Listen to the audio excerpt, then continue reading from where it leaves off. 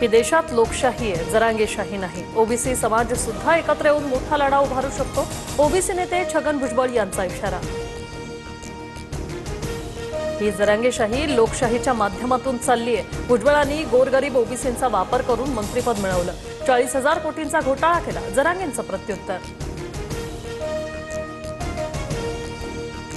Hyderabad gadget संदर्भातील GR विरोधात मुंबई हायकोर्टात 2 याचिका। मंगेश ससाणेंसह वीरशैव युवक संघटनेच्या मनोहर धोंडेंची हायकोर्टात धाव। तर शुक्रवारपर्यंत सुधारित अर्ज करण्याच्या कोर्टाच्या सूचना। सोमवारी सुनावणी पार पडणार।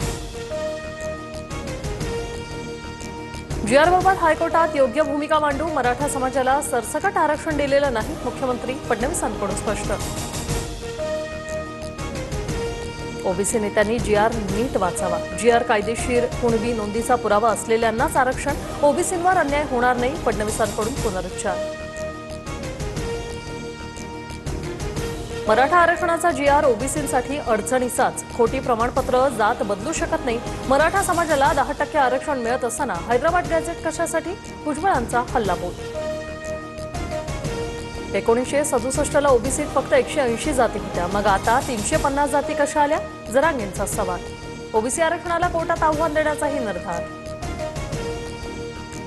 आरक्षणाने सर्व समस्या सुटू शकत नाही। दर्जेदार शिक्षण, रोजगार हाच खरा उपाय।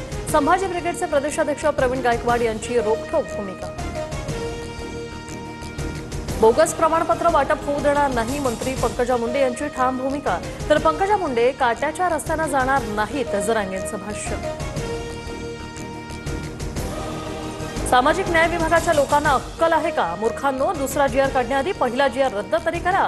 काँग्रेसच्या विजय वडेट्टीवारांनी सामाजिक न्याय विभागाची थेट अक्कल काढली।